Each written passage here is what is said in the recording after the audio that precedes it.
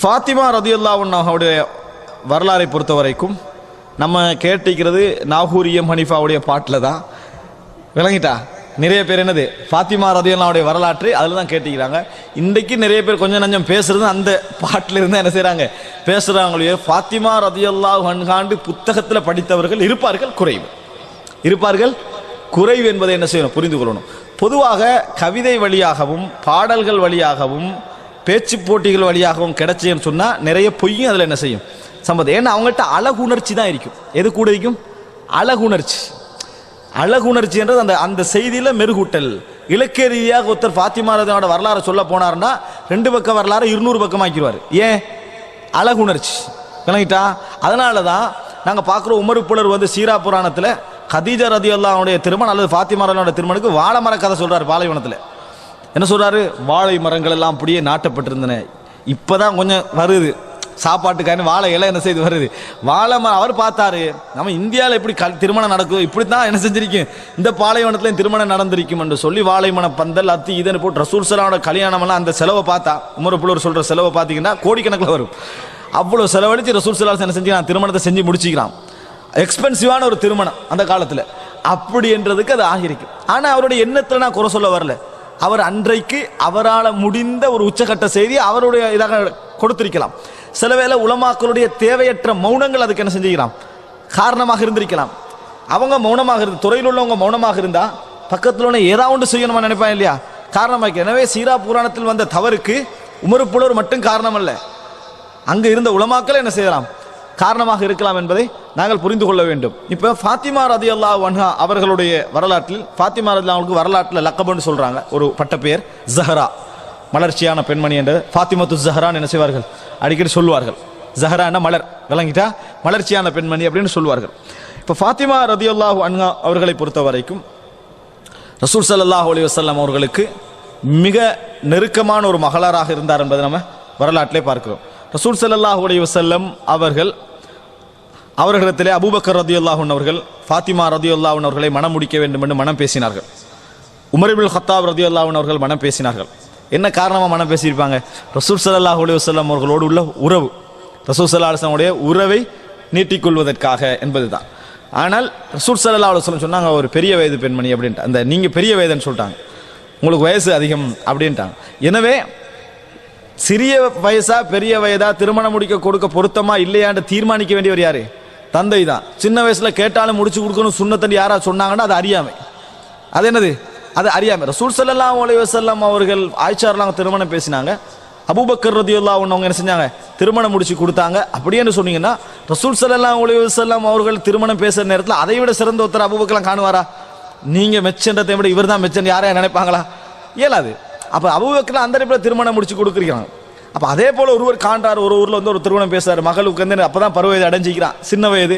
சின்ன வயதாக இருந்தாலும் கூட பேசுகின்ற மனிதரை பற்றி இவருக்கு 100% நம்பிக்கை, அவருடைய ஆளுமையை பற்றி நம்பிக்கை, அவருடைய திறமையை பற்றி நம்பிக்கை. அவர் வயதாக இருந்தாலும் முடிச்சு கொடுக்க நினைக்கிறாரு, மகளுடைய விருப்பம் அதுக்கு உடன்பாடாகி. இது பிரச்சனை அல்ல.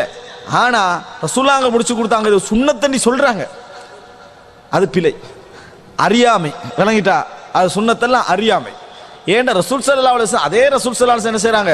அபூபக்கர் நாங்கள் தண்ட மகளை திருமணம் பேசி வரக்குள்ள அதே தான் சொல்றாங்க, நீங்க பெரிய வயது அப்படின்னு என்ன செய்றாங்க சொல்லுவதை நாங்கள் பார்க்கிறோம். எனவே திருமணம் முடித்து கொடுத்தல் என்பது நேர்மையான வழியோடு சம்பந்தப்பட்ட விஷயம். ரசூல் ஸல்லல்லாஹு அலைஹி வஸல்லம் அவர் இஸ்லாத்தில் மட்டும்தான் நீங்க பார்க்கலாம். மைனர் ஏஜ் இருக்குதானே திருமணம் முடிக்கிறதுக்கான, இதுக்கு மீது தான் மேஜர், இது குறைய மைனர் சொல்லிக்காது இஸ்லாம். நேரடியாக என்ன செய்யாது, இஸ்லாம் சொல்லவே இல்லை. இதை நிறைய பேர் என்ன நினைச்சிட்டாங்கன்னு சொன்னா இஸ்லாம் சொல்லலை, மற்ற எல்லாரும் சொல்லிக்கிறான்னு நினைச்சுக்கிறாங்க.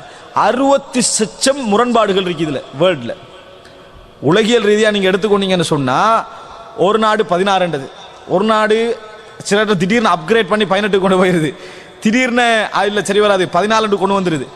சில நாடுகளில் 9 வச்சிருக்குது.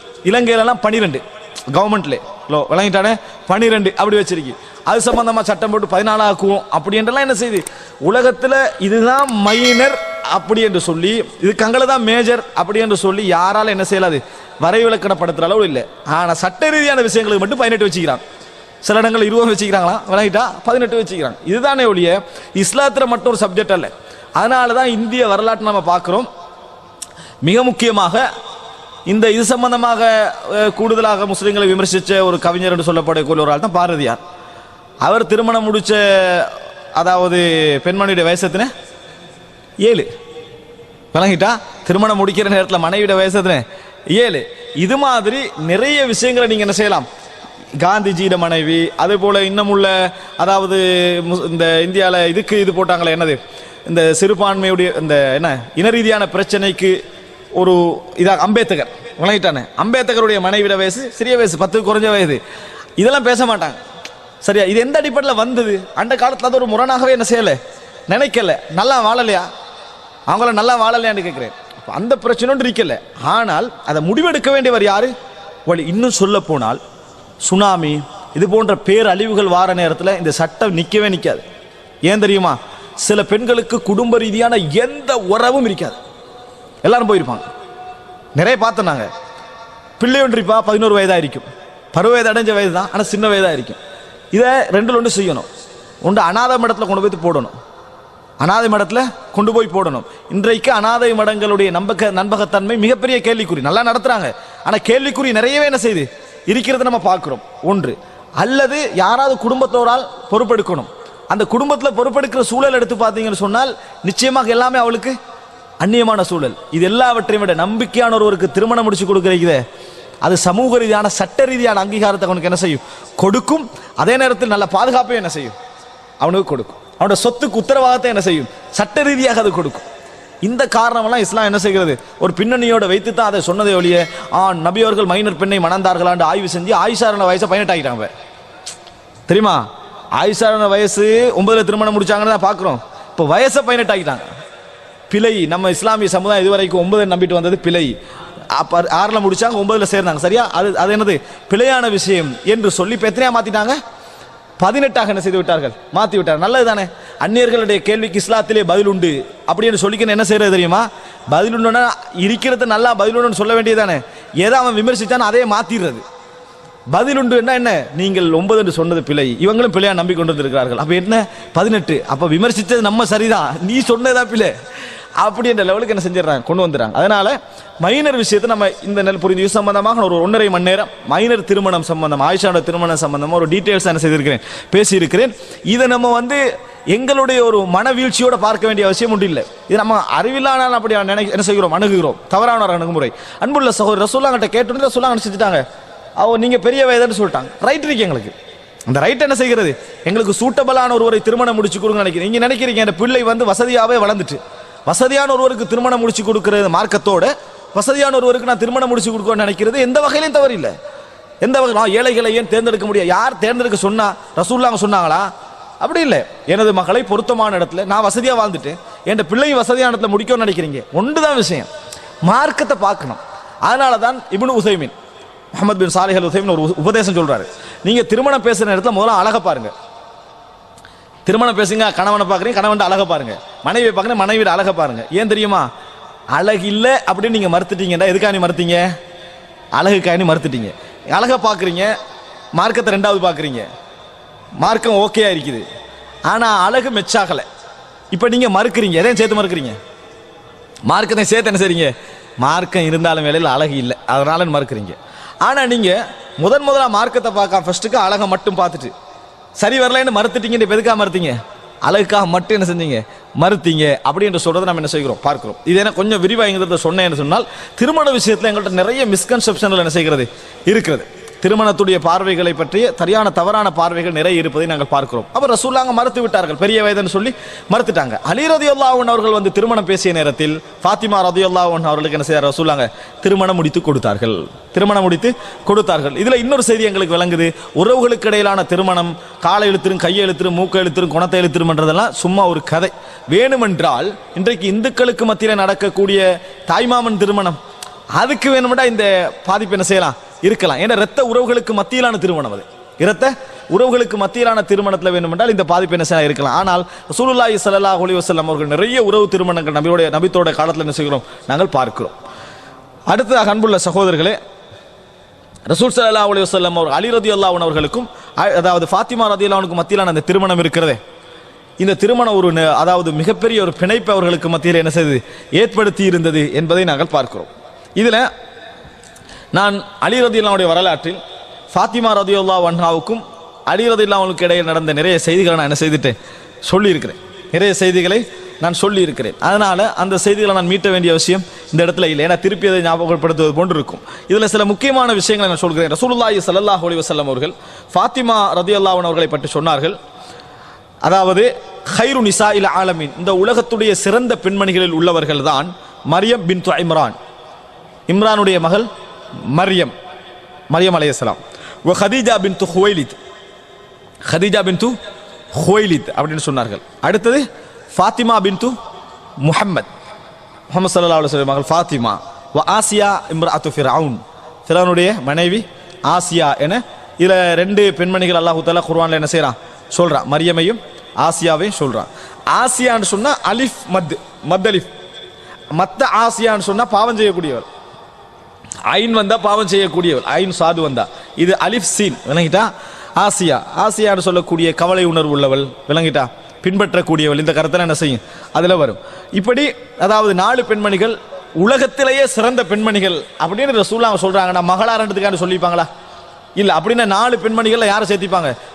ருக்கையா, உம்மு குல்சூம், ஃபாத்திமா, இந்த 4 பெண்மணிகள் உலகத்தில் சிறந்த பெண்மணி சொல்லியிருக்கணும். இது வஹி, இது வஹி. அல்லாஹ் தஆலா தன் இறுதி தூதருடைய மகளாக ஒரு சிறந்த பெண்மணி என்ன செய்கிறான், அல்லாஹ் தஆலா ஆக்குகிறான் என்பதை நாங்கள் புரிந்து கொள்ள வேண்டும். இது ரசூலுல்லாஹி ஸல்லல்லாஹு அலைஹி வஸல்லம் அவர்கள் அப்படி சொன்ன செய்தியை நாங்கள் பார்க்கிறோம். அடுத்ததாக ஃபாத்திமா ரதியல்லாஹு அன்ஹா அவருடைய வரலாற்றில் ஒரு முக்கியமான செய்தி தான், அதாவது ரசூல் ஸல்லல்லாஹு அலைஹி வஸல்லம் அவர்களிடத்திலே ஃபாத்திமா ரதியல்லாஹு அன்ஹா ஒரு முறை வருகிறார்கள்.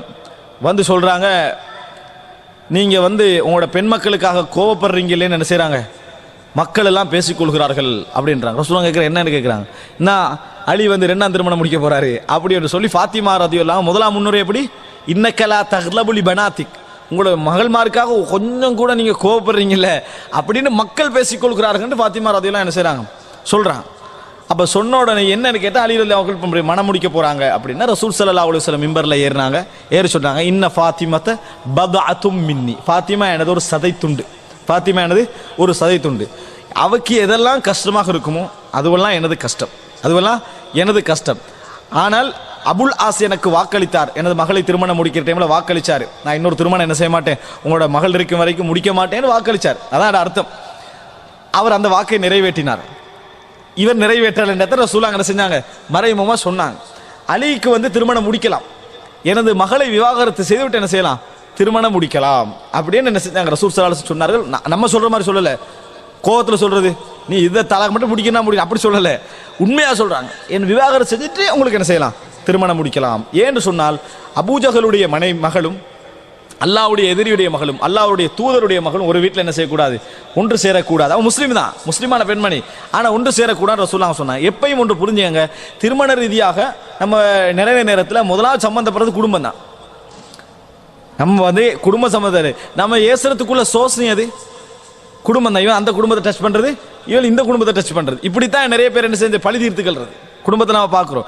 இந்த பிரச்சனை ரசூலுல்லாஹ்வுடைய மகளுடைய வீட்டுக்குள்ள வந்ததுன்னு வைங்க, அதாவது வேற கெட்ட முன்மாதிரி என்ன செய்யும், உருவாக்கும். அதான் ரசூலுல்லாஹ் சொல்றாங்க, இன்னி அகாஃபு அன் துஃப்தன ஃபீ தீனிஹா, அவருடைய மார்க்கத்தில் குழப்பப்படுவதை நான் பயப்படுகிறேன், ஃபாத்திமாவுடைய மார்க்கத்தில் குழப்பம் ஏற்படுவதை நான் பயப்படுகிறேன் ரசூல் ஸல்லல்லாஹு அலைஹி வஸல்லம் என்ன செய்றாங்க, சொல்றாங்க. அப்போ அன்புள்ள சகோதரர்களே, இதுலேருந்து ஒரு என்ன முடிவெடுக்கிறோம்னு சொன்னால், ஒப்பந்தம் என்ன செய்யலாம், நம்ம திருமண நேரத்தில் ஒரு ஒப்பந்தம் எடுக்கலாம், இன்னொரு நிபந்தனை போட்டு என்ன செய்யலாம், ஒப்பந்தம் எடுக்கலாம். எந்த ஒப்பந்தம் திருமண நேரத்தில் எடுக்கலாம். அந்த ஒப்பந்தத்தை உனக்கு நிறைவேற்றலாதா நீ அதை விட்டுறணும், நிறைவேற்றலாதா அதை விட்டு விட வேண்டும். இந்த அடிப்படையில் ரசூலுல்லாஹ் அங்க செஞ்ச இந்த ஒப்பந்தம் எடுத்துக்கிறாங்க. நிறைய பேர் இப்போ யோசிக்கலாம், நம்ம இந்த ஒப்பந்தத்தை நேரத்தோட என்ன செஞ்சுக்கலாமே, எடுத்திருக்கலாம்னு சொல்லி. அன்புள்ள சகோதரர்களே, அடுத்த கட்டமாக என்னன்னு சொன்னால், ஃபாத்திமா ரதியல்லாஹு அன்ஹா அவர்கள் ரசூலுல்லாஹி ஸல்லல்லாஹு அலைஹி வஸல்லம் அவர்கள் மரணப்படுக்கையில் இருக்கிறார். மரணப்படுக்கையில் ரசூல் ஸல்லல்லாஹு அலைஹி வஸல்லம் அந்த ஒரு 2 கிழமையா சுகீனமா இருந்தாங்களே, அப்ப இறுதி நேரத்தை ஒரு நாள் டெய்லி பார்ப்பாங்க. அந்த அடிப்படையில் அன்றைக்கு பார்ப்பதற்காக என்ன செய்றாங்க, வருகிறார்கள். நபி அவர்கள் தனது மரணத்துக்குரிய படுக்கை அது ஆயிஷா ரதியல்லாஹு அன்ஹா அவருடைய தோளில் சாய்ந்து கூட ரசூலுல்லாஹ் இருக்கிறாங்க. அப்ப அதை ஆயிஷா அவங்க சொல்றாங்க, ஜாஅத் ஃபாத்திமா தம்ஷி, ஃபாத்திமா நடந்து வந்தாங்க. மா துஹ்தி மிஷ்யத்துஹா மிஷ்யத ரசூலில்லாஹி ஸல்லல்லாஹு அலைஹி வஸல்லம், அவருடைய நடை ரசூலுல்லாஹ்வுடைய நடைக்கு கொஞ்சமேனும் பிசகாதுன்னாங்க. ஃபாத்திமா ரதியல்லாஹு நடை ரசூல் ஸல்லல்லாஹு அலைஹி வஸல்லம் நடைக்கு கொஞ்சமேனும் பிசகாது, அப்படி நடந்து வருவார்கள். அந்த மாதிரி என்ன செய்தார்கள், வந்தார்கள். ஆயிஷா சொல்றாங்க, வந்து அப்போ அந்த நேரத்தில் ரசூல் ஸல்லல்லாஹு அலைஹி வஸல்லம் உடைய வஜ்ஐ, அந்த வேதனையை பார்க்குறாங்க. அப்போ ரசூல் ஸல்லல்லாஹு அலைஹி வஸல்லம் அவர்கள் ஃபாத்திமா அவர்களாம் கிட்ட கூப்பிடுறாங்க, காதில் சொல்கிறாங்க, இந்த நோய் நான் மரணிக்கின்ற நோய் என்று சொன்னாங்க. நான் மரணிக்கின்ற நோய் என்று சொன்னார்கள். ஃபாத்திமா ரலியல்லாஹு அன்ஹா என்ன செய்தார்கள், அழ ஆரம்பித்தார்கள். ரசூல் ஸல்லல்லாஹு அலைஹி வஸல்லம் மறுபடியும் என்ன செய்தார்கள், கூப்பிட்டாங்க, காதில் சொன்னார்கள், என்னோடு வந்து சேரக்கூடிய என் குடும்பத்தில் முதல் பெண்மணி நீங்கள் தான் சொன்னாங்க.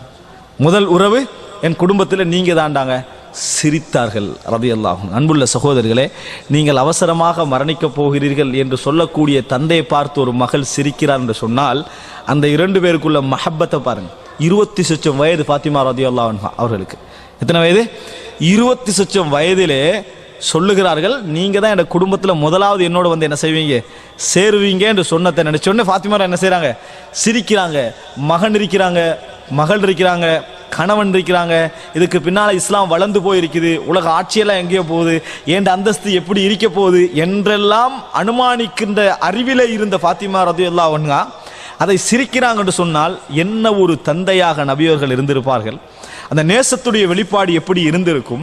ரசூல் ஸல்லல்லாஹு அலைஹி வஸல்லம் அவர்களோடு அவ வைத்திருந்த பாசம் குடும்ப பாசத்தை விட எவ்வளவு பெரிய உச்சகட்டமான ஒரு ஈமானிய பாசம் என்கின்ற அளவில் என்ன செய்திருக்கும், இருந்திருக்கும் என்று இந்த செய்திகள் என்ன செய்கிறது, சொல்லுவதை நாம் என்ன செய்கிறோம், பார்க்கிறோம். அன்புள்ள சகோதரர்களே, ரசூல் ஸல்லல்லாஹு அலைஹி வஸல்லம் அவர்கள் இந்த மாதிரி ஒரு ரகசியமா இதை சொல்றாங்க. பிற்காலத்தில் ஆயிஷா ரலியல்லாஹு அன்ஹா அதை கேட்டு என்ன செய்றாங்க, என்னதான் நீங்க சிரிச்சீங்க, இதனால் நீங்க அழுதீங்க, கவலைப்பட்டீங்க என்றதை பத்தி என்ன செய்றாங்க, கேட்டார்கள் என்ற செய்தியை நம்ம என்ன செய்கிறோம், பார்க்கிறோம். இதுல நம்ம பார்க்கிறோம், ஃபாத்திமா ரலியல்லாஹு அன்ஹா அவங்க வந்து என்ன செய்கிறாங்க, கேட்குறாங்க. ரசூலுல்லாஹ் ஜனாசா அடக்கப்பட்டோன்னே அனஸ் ரலியல்லாஹு அன்ஹு இடத்துல கேட்கிறார்கள், எப்படி உங்களுக்கு மனசு வந்தது நபி அவர்களுடைய முகத்திலே மண் போடுவதற்கு என்று கேட்டாங்க. எப்படி கேட்டாங்க, நபி அவருடைய முகத்தில் மண்ணை போடுவதற்கு உங்களுக்கு எப்படி மனது வந்தது என்று கேட்டார்கள். அப்படி என்ன அவங்க உண்மை யோசிக்கிறாங்க. ஆனால் மரணம் லா மஹீத் அன், உலகத்தில் யாராக இருந்தாலும் எவ்வளோ பெரிய சிறந்தவராக இருந்தாலும் அந்த மண்ணுக்குள்ளே போகணும் என்ற விதியை இறைவன் தனது அந்த ஆட்சி அந்த உரிமையை காட்டுவதற்காக இறைவன் வைத்திருக்கக்கூடிய ஒரு விஷயம். இப்படி கேட்டார்கள் என்பதை நாம் என்ன செய்கிறோம், பார்க்கிறோம். அனசுல்லாங்களே சொல்றாங்க, நபிகளை அடக்கின உடனே எங்களுக்கு உலகமே இருண்டது போன்று இருந்தது, நம்ம என்னமோ பெரிய பாவம் செய்தோம் போன்று இருந்தது. எப்படி மதீனாவுக்குள்ள நுழைந்த நேரத்தில் எங்களுக்கு அது ஒளிமயமாக இருந்ததோ அதை அந்த அப்படியே தலகீழாக இருள்மயமாக எங்களுக்கு என்ன செய்தது அந்த நாள் ஆனதுன்னு அனசுல்லா அவங்க சொல்ற செய்தியை நம்ம என்ன செய்கிறோம், பார்க்கிறோம். ஸல்லல்லாஹு அலைஹி வஸல்லம். அன்புள்ள சகோதரர்களே, இதுக்கு பின்னால ஃபாத்திமா ரலியல்லாஹு அன்ஹாவுடைய வரலாற்றை நம்ம தெரிந்து கொள்ள வேண்டிய இன்னும் ஒரே ஒரு முக்கியமான விஷயம் என்னன்னு சொன்னால், அதாவது ரசூல் ஸல்லல்லாஹு அலைஹி மரணத்துக்கு பின்னால அபூபக்கர் ரலியல்லாஹு இடத்திலே வருகிறார்கள். ஃபாத்திமா ரலியல்லாஹு அன்ஹா வந்து கேட்குறாங்க, எனக்கு என் தந்தையுடைய சொத்தை என்ன செய்யுங்க தாங்க. தந்தைக்கு ஒரு சொத்து இருக்கும். யுத்த காலத்தில் ரசூல் ஸல்லல்லாஹு அலைஹி வஸல்லம் அவர்களுக்கு பனு குறைதா மூலம் என்னது கிடைத்த ஒரு பகுதி, நிலப்பகுதியை தாங்கன்னு கேட்குறாங்க. அப்போ அபூபக்கர் ரலியல்லாஹு அன்ஹு சொல்கிறார்கள், ரசூல் ஸல்லல்லாஹு அலைஹி வஸல்லம் சொன்னார்கள், இன்னா மஅஷருல் அன்பியா லா நூரஸ் மா தரக்னாஹு சதகா. நாங்கள் வந்து நபிமார்களுடைய பிள்ளைகளுக்கு வராசத்தாக சொத்துக்கள் என்ன செய்யாது, போய் சேராது. நாங்கள் விட்டு செல்லுகின்றவைகள் என்னது, சதகா தான். அப்படி என்று சொல்லி என்ன செய்றாங்க, அது கவர்மெண்ட் என்ன செய்யும், அவர்களுக்கு செலவழிக்கும். கவர்மெண்ட் என்ன செய்யும், அவங்களுக்கு செலவழிக்கும். அது அளவாக முறையாக என்ன செய்யும், செலவழிக்கும். இவ்வளவுதான். நீங்க உங்களுக்கு சொத்து என்ன செய்யாது, வராது.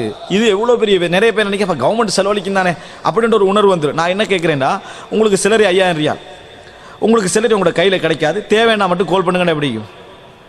உங்களுக்கு தேவைன்னா மட்டும் தேவையை சொல்லுங்க, அதை மட்டும் உங்களுக்கு அனுப்பி வைக்கிறேன்னா எனக்கு இது வானான்னு சொல்லுவோம். ஏன் நமக்கு வந்து நம்மளோட சொத்தை இன்னொருத்தம் பிடிச்சிட்டிக்கிறதுக்குதே, அது வேதனையாக தான் இருக்கும். அதனால் நினச்சிடக்கூடாது, அதான் செலவழிக்கிறேன்னு சொல்லிட்டாங்களே நினைக்கக்கூடாது. நமக்குரிய விஷயம் நம்மளுக்கு கிடைக்கணும்ன்றத உலக விதி. அப்போ அந்த சொத்து யாருக்கு போகணும், ஃபாத்திமா ரலியல்லாஹு போகணும். ஆனால் நபிமார்களுடைய விஷயத்தில் அந்த விதி மாற்றம் இப்படி சொல்கிறாங்க. அதனால் வந்து மகள் என்ற இடத்துல வச்சு நினச்சி பாருங்க, தந்தை இழந்திருக்கக்கூடிய அந்த நேரம், அபூபக்கர் அது சொல்லியும் ஆக வேண்டிய நேரம், நிறைய வேதனையோடு என்ன செய்கிறாங்க, ஃபாத்திமா இல்லாங்க போகிறாங்க, பேசல அபூபக்கர் ரலியல்லாஹு அவர்களோடு பேசவில்லை. ஆனாலும் பேசாது விட்டாலும் கூட ரசூலுல்லாஹி அதாவது ஃபாத்திமா ரலியல்லாஹு அன்ஹாவுடன் அபூபக்கர் அவங்களுக்கு எந்த பகைமையும் என்ன செய்யலை, இருக்கலை. சிறந்த ஒரு ஹலீஃபா, ஆட்சிக்காக வேண்டிய என்ன செய்யல, ஒரு இஸ்லாத்துக்குள்ள நுழைந்தவர் அல்ல. அப்போ அதனால அவருடைய மரண நேரத்தில், ஃபாத்திமா அவருடைய மரண நேரத்தில் அந்த பெரிய சாம்ராஜ்யத்துடைய ஹலீஃபா எந்த ஒரு மாற்றமும் இல்லாமல் எப்படி நபியர்களோடு தனித்து ஹிஜ்ரத்து போகிற நேரத்தில் இந்த இஸ்லாமிய சமுதாயத்தில் அவரோடு இருந்தாங்களோ, யாருமே இல்லை. அப்போ பெரிய ஒரு ஆட்சியெல்லாம் இருக்கல. அந்த உணர்வில் இவ்வளோ ஆட்சி கிடைச்ச போதோ எந்த ஒரு துளி கூட என்னது மாற்றம் இல்லை. எந்த ஒரு துளி கூட மாற்றம் இல்லாமல் ஃபாத்திமா ரதியல்லாஹு அன்ஹாவுடைய வீட்டு வாயில வந்து நிற்கிறாங்க. வீட்டு வாயில வந்து நிற்கிறாங்க, நின்று அனுமதி கேட்குறாங்க, நான் ஃபாத்திமாவை பார்க்கணும். அவங்க நோயில் வைக்கிறாங்க, நான் பார்க்கணும்ன்றாங்க. இப்போ அலி ரதியல்லாஹு போய் ஃபாத்திமாட்ட அனுமதி கேட்குறாங்க, அபூபக்கர் அவங்களே பார்க்கணும்னு சொல்கிறாங்க, உள்ளே விடுங்கன்னு சொன்னாங்க. ஃபாத்திமா ரதியல்லாஹு அவரை அனுமதி கொடுங்கள் என்று சொன்னார்கள். அபூபக்கர் ரதியல்லாஹு போனாங்க, ஃபாத்திமா அவங்களை பார்த்து 2-3 வார்த்தைகள் சொன்னார்கள். அல்லாஹ்வின் மீது ஆணையாக நான் எனது சொத்துக்களையும் எனது குடும்பங்களை எல்லாம் இழந்ததெல்லாம் அல்லாஹ்வுக்கும் உடைய தூதருக்கும் தான். எனது குடும்பங்களை விட நான் நேசிக்கக்கூடிய ஒரு குடும்பம் உங்களுடைய குடும்பம் தான். நபியவர்கள் இந்த வார்த்தையை மட்டும் சொல்லி இருக்காது விட்டால் நான் நிச்சயமாக இது உங்களுக்கு என்ன செஞ்சிருப்பேன், கையில் நான் தந்திருப்பேன். இதை தவிர எனக்கு வேறு எதுவுமே இல்லை. எனது குடும்பங்களும் எனது சொத்துக்களும் உங்களுக்கென்று வேறு யாருக்கு, அப்படி என்ற மாதிரி அபூபக்கர் ரதியல்லாஹு அன்ஹு சில வார்த்தைகள் பேசினார்கள். பேசுகிற நேரத்தில் ஃபாத்திமா ரதியல்லாஹு அன்ஹா அவர் என்ன செய்தார்கள், அபூபக்கர் அவருடைய முடிவில் திருப்தி என்ன செய்தார்கள், அடைந்தார்கள் என்ற செய்தியை நாம் என்ன செய்கிறோம், பார்க்கிறோம். இதில் என்ன மிக முக்கியம் என்னென்னு சொன்னால், அபூபக்கர் ரதியல்லாஹுடைய மனைவியாக அப்போ இருக்கிற யார், அஸ்மா பின்து உமைஸ். அஸ்மா பின்து உமைஸ் அவள் தான் ஃபாத்திமா ரதியல்லாஹு அன்ஹா அவர்களை குளிப்பாட்ட வேண்டும் என்று சொல்லி ஃபாத்திமா சொன்னாங்க. அப்போ அந்த பகமே இல்லது, அவள் தான் என்னை குளிப்பட்டணும் அப்படின்னு சொன்னாங்க. எந்த அளவுக்கு ஃபாத்திமா அவங்களோட பேணுதல் இருந்ததுன்னு சொன்னால், அவள் சொல்கிறா, எனக்கு வந்து கஃபனில் போய் இப்படி சுற்றி கொண்டு போகிறது எனக்கு விருப்பம் இல்லை. எப்படி, ஏன்னா உடம்பு என்ன செய்யுது, பெண்ணுடைய உடம்பு என்ற அந்த அடையாளம் என்ன செய்யுது, அதில் எனக்கு விளங்குது. கஃபனிட்டு முறையாடுறது விருப்பம் இல்லைன்னா மார்க்கத்துக்கு முறை சொல்ல வரல, இன்னும் கொஞ்சம் ஏதாவது என்னைய மறைக்கணும் என்னைய அப்படி என்று சொல்கிறதுக்காக வேண்டி கேட்குறாங்க. அப்போ அஸ்மா பின் உமைஸ் சொல்கிறா, அவள் அந்த அபிசீனியாவுக்கு போன காட்சி ஒன்று சொல்கிறான், மேலால் நாஷ் போட்டு கொண்டு போகிறது, மறைச்சி கொண்டு போகிறது, விளங்கிட்டா. அதனால் வந்து எனக்கு என்ன செய்யும், அப்படி கொண்டு போக வேண்டாம். முதல் ஜனாசா மேலால் மூடிக்கொண்டு போனது ஃபாத்திமா ரதியல்லாஹு அன்ஹாவுடைய ஜனாசா. அதனால் அதில் தவறு கிடையாது. மேலாலே மூடிக்கும் இப்படி சவுதியில் இந்த மாதிரி கொண்டு போகிற மாதிரி தான் கொண்டு போகணுன்றது அல்ல. மேலால் மூடி என்ன செய்யலாம், நம்ம கொண்டு போகலாம். ஆனால் மூடிக்கு பவர் கொடுத்துடக்கூடாது. என்ன நடந்துக்க நம்ம நாட்டில் என்ன, மூடியில் குர்ஆன் வசனங்கள் அத்தி இத்தனை எழுதி அதை ஒரு புனிதமாக இப்போ நினச்சிட்டாங்க. சரியா, அதை தொடாதுடா அப்படின்னு நினச்சிட்டாங்க, விளங்கிட்டா.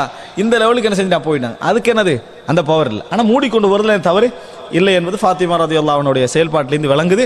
அதுக்காக இது ஆதாரம் காட்டணும் அர்த்தம் இல்லை, தடை இல்லை மார்க்கத்துக்கு. என்னது, அதில் எந்த விதமான தடையும் இல்லை என்றால் என்ன செய்யலாம், நம்ம அதில் செய்யலாம். இப்போ அன்புள்ள சகோதரர்களே, ஷோட்டாக உங்களுடைய வரலாற்றில் இதைத்தான் நம்ம என்ன செய்யலாம், தெரிந்து கொள்ள முடிகிறது. அதே நேரம் ஃபாத்திமா ரதியல்லாஹு அன்ஹா அவர்களுக்கு எத்தனை பிள்ளைகள், 4 பிள்ளைகள், அப்படித்தானே, 4 பிள்ளைகள்.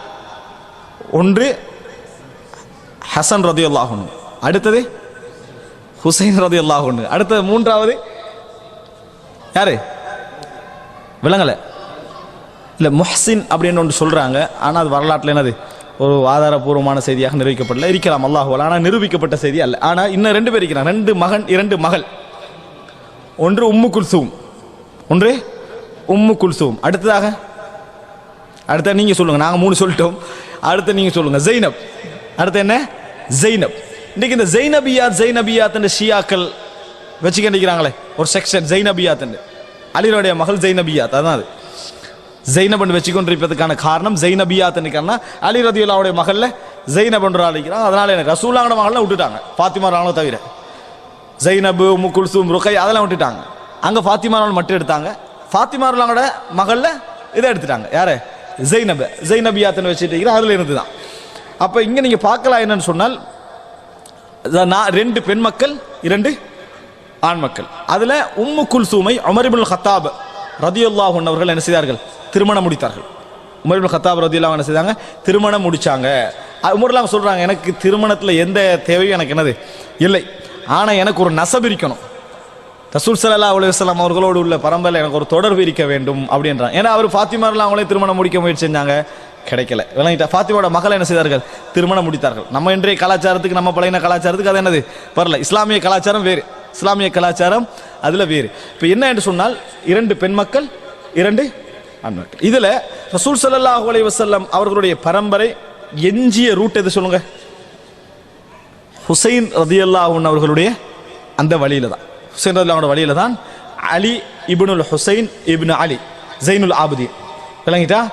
அந்த வழியில் என்ன செய்தது, பரம்பரை எஞ்சியதை நம்ம என்ன செய்கிறோம் பார்க்கிறோம். மற்ற எந்த இதுலையும் என்ன செய்யல, பரம்பரை இருக்கவில்லை.